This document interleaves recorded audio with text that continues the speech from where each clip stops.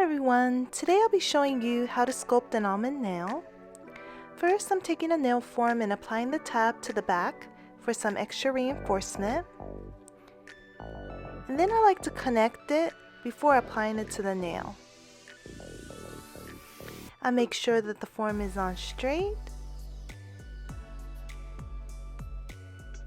And I also check it from the side to make sure that it's not tilting down or upward too much before I kind of pinch it in on the sides.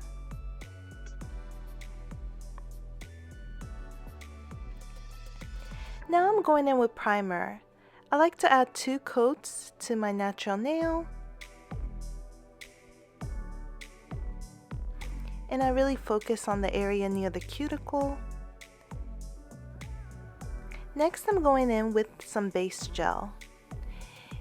And I kind of like to scrub it into the primer, especially around the cuticle area, and this has really helped me with lifting. So once it's scrubbed in around there, I kind of apply it throughout the nail. And I got some on my skin, so I just use the orange wood stick to remove that. Next, I'm going in with a thicker viscosity gel, and I just pulled the gel across and up. And this is better than kind of scooping it, so I get less air bubbles. And then I attach the gel to the nail. And basically I want to move the gel. I get it in front of my brush and then I kind of float it. And when I get to the side, I kind of pivot the brush to get the gel to move down the side. And once it's connected, it's kind of easy to float the gel. So I'm basically just moving it side to side and pulling it back, creating the free edge of the extension. And anytime I want to adjust, I just lightly touch the gel and I could kind of move it on the surface. And if I want to add more gel, it's very simple. I just grab a little bit and I can add it like I'm doing right here to the side.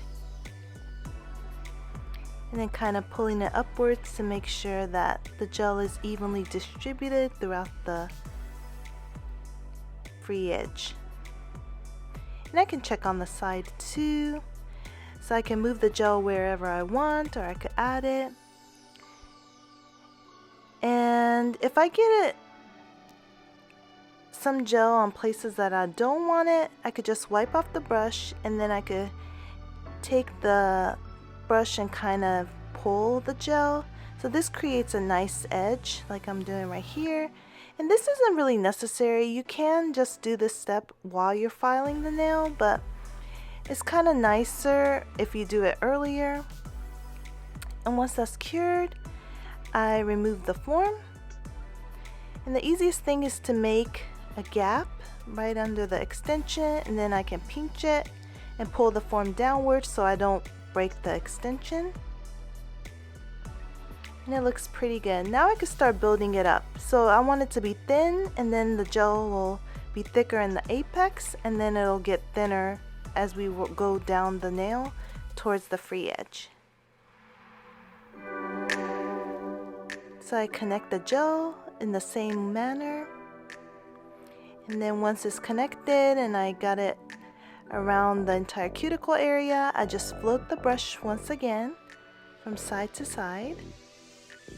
And then I'll just pull the gel along the nail. And I'm working to build up the apex, so whenever I need, I can stop and add more gel. Like right here, that looks pretty good. Now I'm going in with another bead. And you could do the steps, you could do this in as many steps as you need.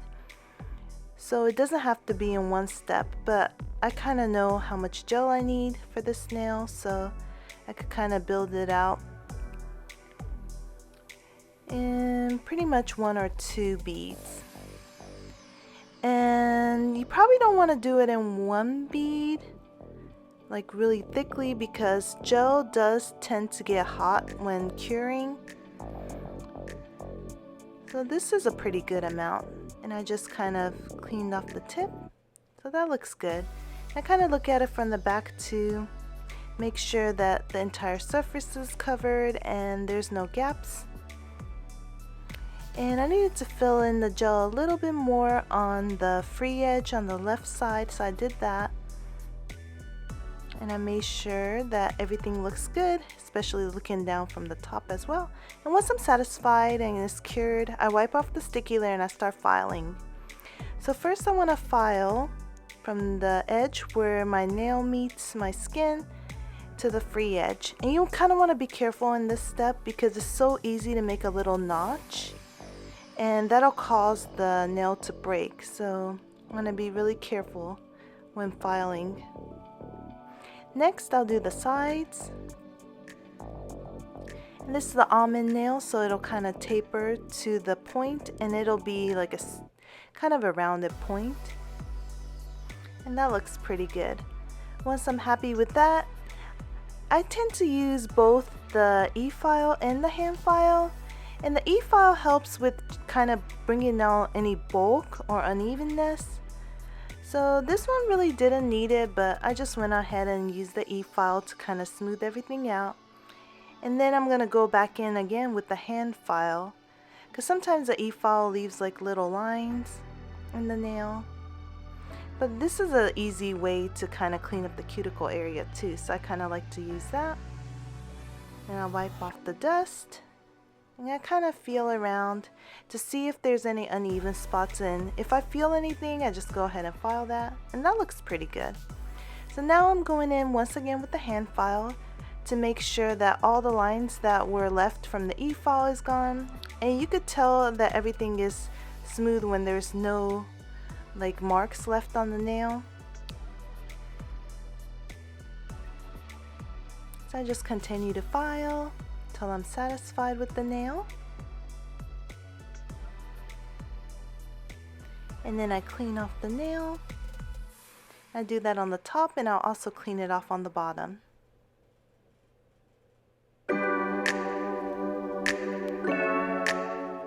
And that looks good. And there you have it. That's how you create an almond nail. Thank you so much for watching. See you in the next one.